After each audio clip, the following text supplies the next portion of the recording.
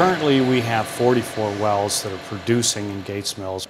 Because the village of Gates Mills sits on large gas reserves, and due to the fact that many of our properties are large acreage properties, our village was approached very early on by the industry as far as putting wells in. You need 20 acres of property for each well, and in the village of Gates Mills we have 20-acre properties or even 2 or 3 acres where you could pool a number of people and get the 20 acres that are necessary to put in a gas well. We have had 9 incidents where the fire department had to take action. One of our most hazardous incidents that we responded to was one of the first wells that was drilled in Gates Mills. It was only about a year old at the time this incident took place. Responding to the call, this was at night, the cloud was basically large enough that it was blocking out the stars because of the water vapor, the brine, the oil that's being forced up into the air by 1,000 pounds of pressure. There was internal wear on the pipe that comes up out of the wellhead. Because of the pressures involved, it's separated, opened up a 1-inch opening all the way around an approximately close to 2-inch pipe, which then vented 1,000 pounds of pressure. So the sound of that is sort of like a jet engine.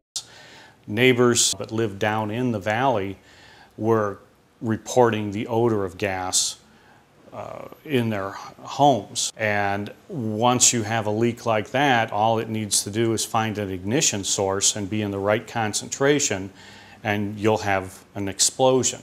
Now, ignition sources can be anything.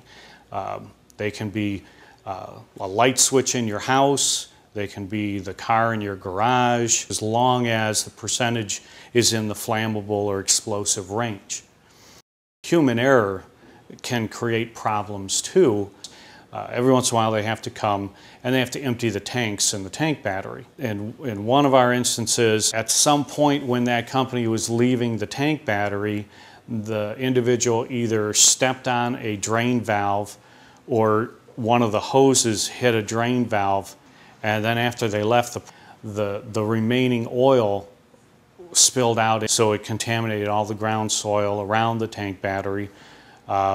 Once all of the liquid drained out, gas started to come out, and that's when the fire department got notified, because people in the surrounding homes could smell the gas. There are many things that we would like to see changed in House Bill 278 that directly affect safety for both our firefighters, the public, and for the environment. Some of those things would include the setbacks, which is the distance between a tank battery or a wellhead and a structure.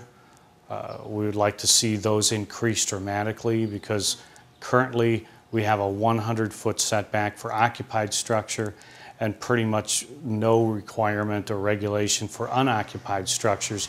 We'd like to see mandatory inspections and preventive maintenance performed on the wells. Right now, you can't ride on an elevator in the state of Ohio unless it's been recertified on an annual basis by a state inspector. Yet we can have gas wells and tank batteries that once they go into production have no requirement whatsoever to be not only inspected for proper operation and for safety issues, but we have no one that's certified to do those. Because of the number of wells that we have in Gates Mills, we know that there's a potential for a catastrophic incident, whether it be from mechanical failure, human error, or simply a lightning strike at a gas well. And sheer numbers alone create a situation where it is more likely to happen.